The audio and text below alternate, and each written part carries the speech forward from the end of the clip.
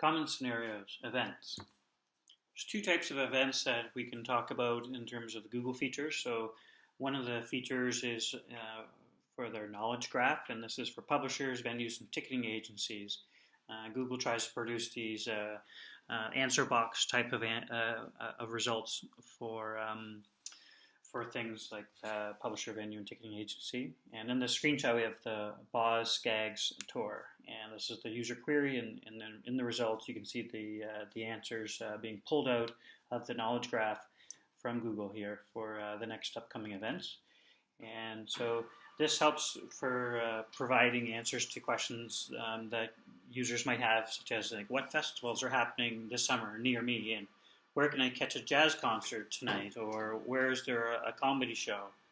Can I find a performance of Macbeth nearby, or participate in a 5K race? All of these types of questions have events at their core, and within the Google Knowledge Graph, all of these things can be available. One of the key distinctions is that Google uses the structured data from the authoritative websites for each event. So if you're Boz Skaggs, you probably have this information on your website. And same would be the case for the venues and ticketing agencies at their official representation for selling those tickets to the event. And what distinguishes these from the other types of events in terms of your markup is the offers. So if you provide the offers, then you're eligible for both. If you don't provide the offers for the event, then this knowledge graph wouldn't be met for the requirements. The event-rich snippets, which you see here on the top right for Billy Joel, is a listings page where Billy Joel has 3 events upcoming, and so this would be perhaps maybe a much longer list, but Google just shows the next 3 shows for Billy Joel. And for each one of those, to get the rich snippet, you need some basic information, such as what you see here in the JSON-LD example on the right. So you need the name, start date, URL, and the location. And the place would be this high dive with the postal address. So this would be the kind of the minimum information for each one of those events on that listing page.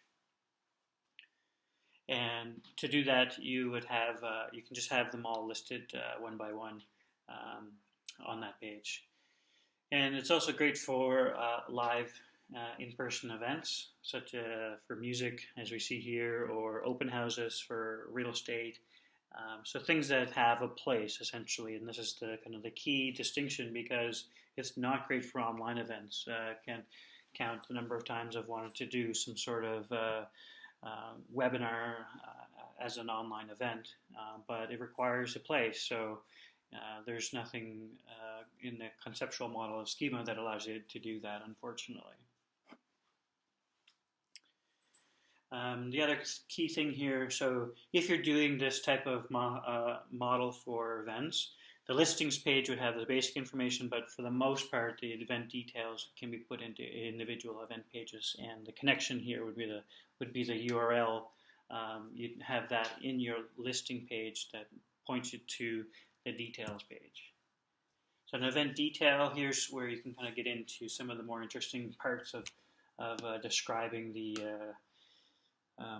describing each of the individual events. So this would be one page dedicated to the event, and this can give you all sorts of information. So here we have an ID, we have a description. So Billy Joel's just sing at the AT&T Center in San Antonio, Texas. Here's a particular image that makes sense for that. The location, as we talked about before, is at the place with that AT&T Center ID. The address shown there with the name, and then the name of the event just below is the Billy Joel concert in San Antonio. And here we have an offer. So you may have different types of offers, and this is where you can be populating the knowledge graph. And so this is required for that. So in this one, we read that there's an offer for back floor seating is still available. It's in stock at a price of $152.89 in US dollars, and here's the URL to actually purchase that ticket. And that's valid from February 5th.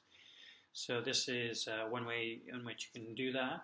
We actually have we can expect that you would have multiple offers. So you might have offers that expire like in the last week, and then or maybe jump in price and for that last week, or you might have offers for different parts of the venue. So back floor seating versus the front of the floor, or maybe there's a VIP section or the upper bowl. All those things would be different offers related to that event.